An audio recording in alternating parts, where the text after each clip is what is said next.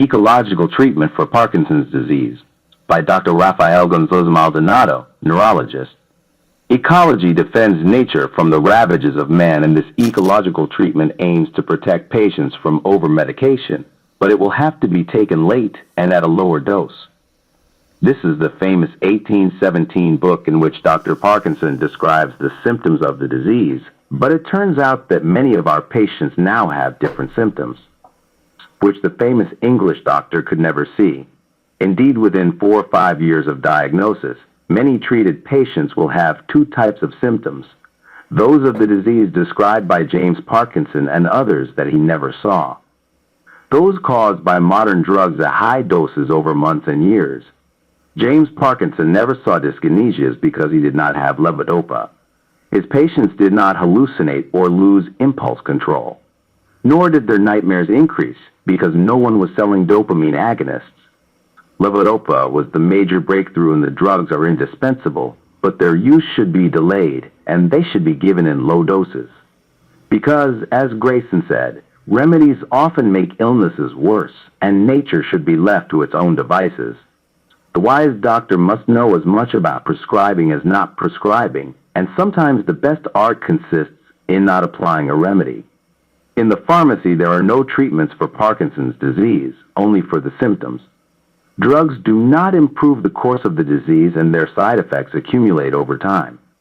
Fortunately, there are treatments that do improve the course of Parkinson's disease, but they are not drugs. Don't look to the pharmacy for what life offers outside: exercise, pleasure, sensory diet, avoiding stress. Taking care of your microbiota and changing your lifestyle will improve you so much that you will be able to delay the use of medication. And when you need levodopa, you can start with the natural one, the one in the mucuna, that tropical bean, which will allow you to reduce the doses of Sinemet or Matapar. There is a very special treatment for Parkinson's, the number one, and it is not in the pharmacy. It is outdoor exercise that is our dopamine factory. Any exercise is good, but the one that increases dopamine the most is the fast walk. Rajoy's walk when he was president and did sport. It consists of walking as if accelerating, as if you were going to miss the bus, and braking a lot. The diet of the senses is more important than the diet of food. Stomachs feed on potatoes or meat, but the brain feeds on colors, smells, tastes, caresses, and sounds. Without sensations, the brain atrophies. It dwindles. The sea or a massage are feasts for the senses. The other great source of dopamine is pleasure. If you win the lottery, if your football team wins, if you are in love or enjoying a beer at the beach bar, your dopamine levels rise. Yes, pleasure improves the brain more than crosswords. When we seek pleasure, the brain discharges a lot of natural dopamine.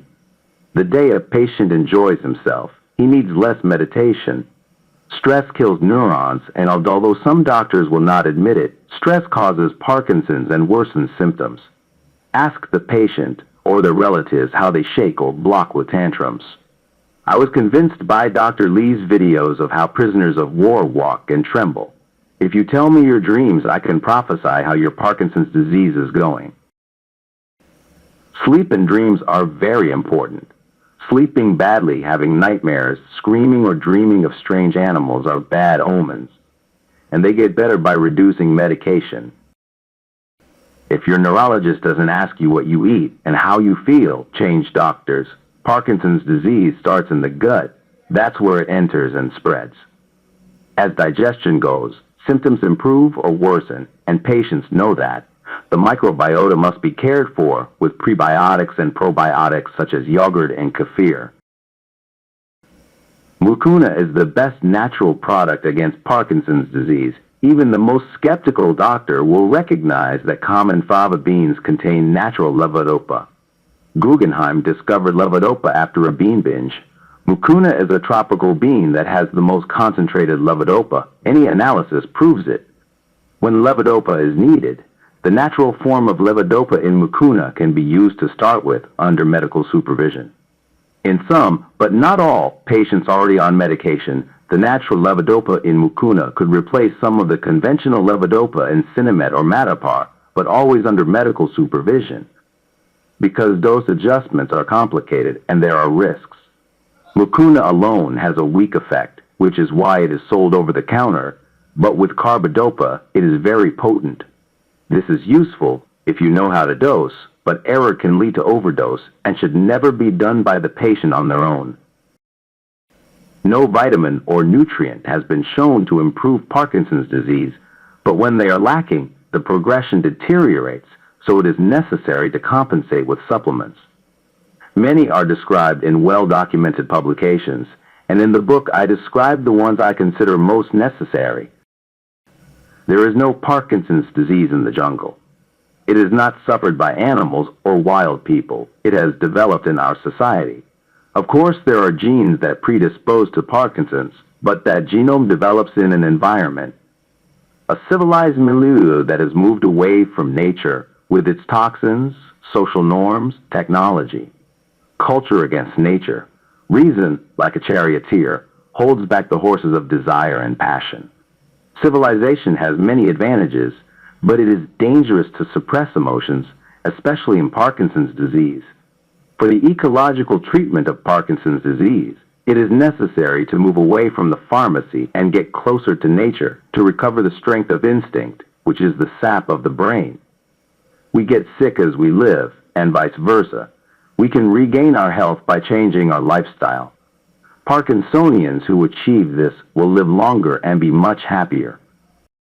The concepts and data in this book are based on 264 bibliographic citations from the best scientific publications.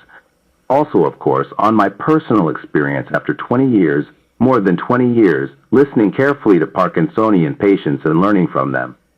Thanks to all of them.